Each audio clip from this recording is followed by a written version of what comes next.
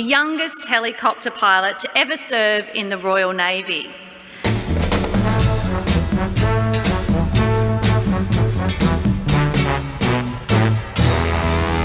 By the age of 25, he was the most decorated peacetime naval pilot in history. Rescue me, or take me in your arms, rescue me. I want your tender charm. Ladies and gentlemen, please join me in welcoming rescue and film pilot Jerry Grayson. At 19? Seriously? And I'm blue, I need you. It's because they know that a checklist is a real living thing which encompasses all of the knowledge of everything that has gone before in that type of aircraft. Now, as a pilot, you know, putting your wheels down before landing, it's kind of part of the job, really. So then the final bastion of arguments as to why you couldn't take girls to sea was because we didn't have enough toilets.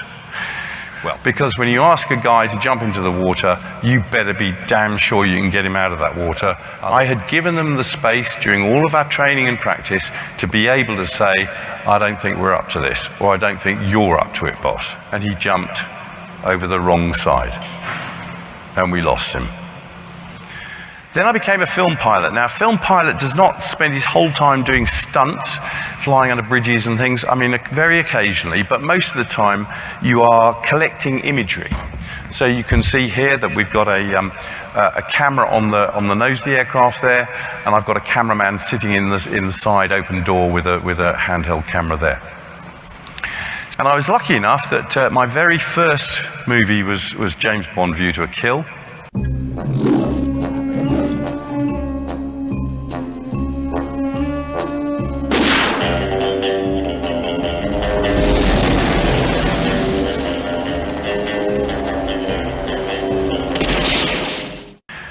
When you're doing a James Bond movie, the director is going to ask you to fly faster, lower, closer than anybody has done to date.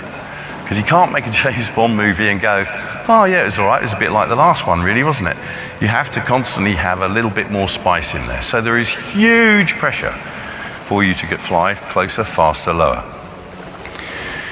The important part of having a line defined in your head like that is that you can, very occasionally, with the consent of the other people around you, because it's a day that, you know, the conditions are okay, you might cross that line. The important thing is, it does not change where the line is.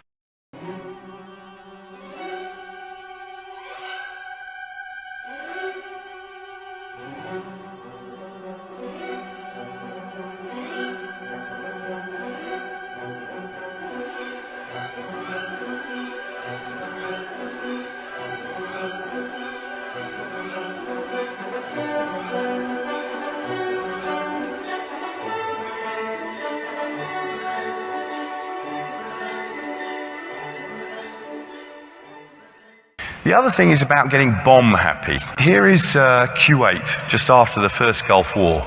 And we went out in order to make a film for the German director Werner Herzog.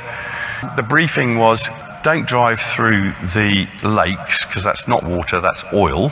Good luck.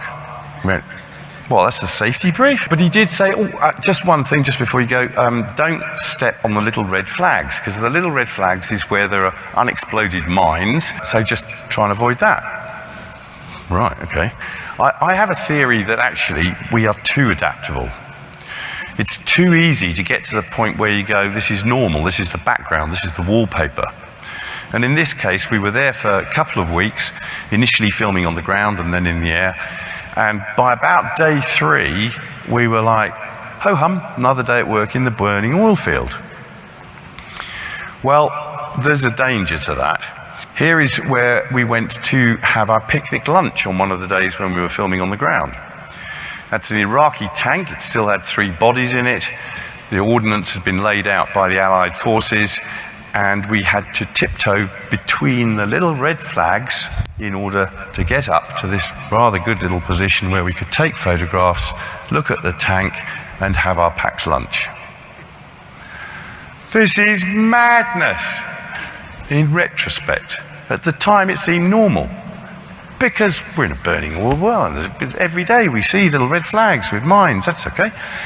And it was only afterwards that I went, no. We went so far over the line, we came into the realms of being bomb happy.